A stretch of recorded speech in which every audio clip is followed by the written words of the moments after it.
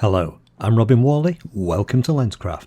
When DxO launched PhotoLab 3, one of the improvements was to the HSL tool. Now I speak to a lot of photographers and most of them seem to ignore the HSL tool. This is a big mistake and in this video I'm going to demonstrate why. The image I'll be using is one I shot recently on Formby Beach about 30 minutes after sunset. The sun was over on the right of the frame and you can still see there's an afterglow. Over on the left side you can see the typical blue and pink colours that you get in the blue hour. The problem I have with this image is that the colour balance between the blue tones and the orange tones isn't quite right and isn't how I'd like it. Fortunately, the HSL tool is perfect for correcting this because it allows me to pick these colours and manipulate them independently. This is much better than trying to use the camera profiles and the temperature sliders which affect all the image colours. Think of it as being a precision colour adjustment tool. The best approach is to first balance the colours and tones in the image you're editing. When you're satisfied with the overall colour, then you can target individual colours with the HSL tool. The HSL tool has a range of predefined colour channels you can adjust, each showing the colour it acts on. There's also a white channel which affects the overall image. I can click and drag the handles on the outside of the colour wheel to change the overall hue of the image. I can also increase or reduce the overall image saturation with the saturation slider. For this image, I'll start by reducing the saturation by around 50%. This is going to help me find the colour channels that I need to manipulate to achieve the overall look that I want.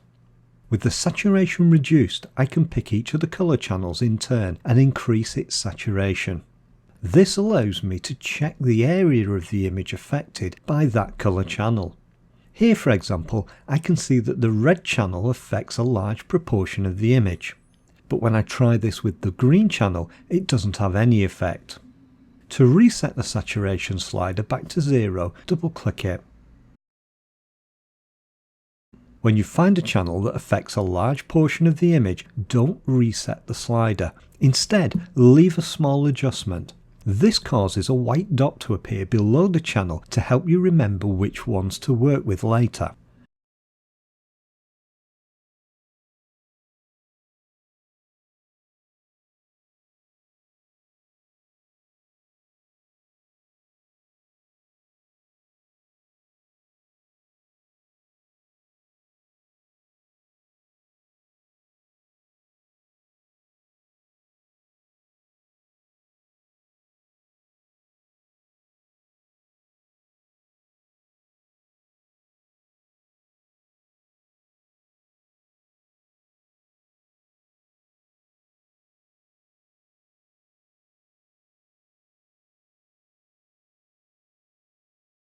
After checking all the channels, go back to the white channel and reset the saturation slider. We now have 4 colour channels we can work with to adjust this image. I'm going to work from left to right starting with the red channel. I'll add a small saturation increase to help me see the effect of the hue adjustment. Now I need to decide if I'm going to shift the colours towards either orange or pink. For this example, I think a small shift towards pink works best. When I'm happy, I can reduce the saturation slider to something more appropriate. Next, it's the turn of the yellow channel, and I'll use the same approach as I did with the red. I'll start by increasing the saturation.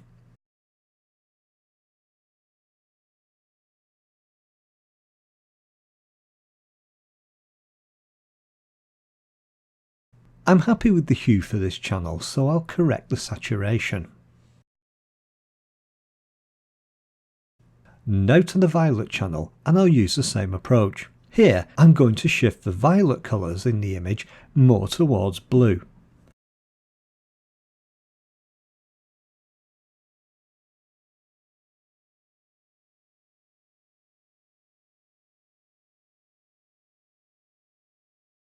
Finally, I'll check the pink channel and I'm going to move them towards blue. With this channel though, I'm also going to adjust the colour range using the handles on each side. These define the range of colours for that channel that I'm affecting. I really want this adjustment to affect some of the blues in the image as well.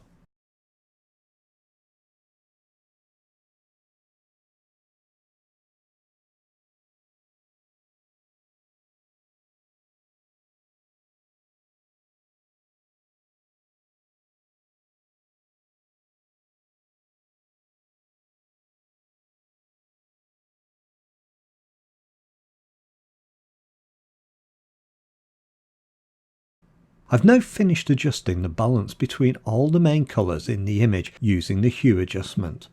The next step is to look at balancing the saturation between each of the colours by looking at the overall image. When you do this, you may find one of the colours is too saturated in comparison to the others. If you do, pick that colour channel and reduce or increase the saturation accordingly.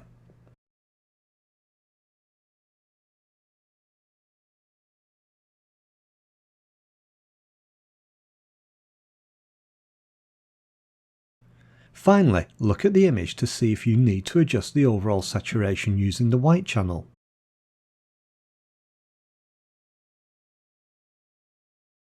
If we check the results against the unadjusted image, we see a big improvement.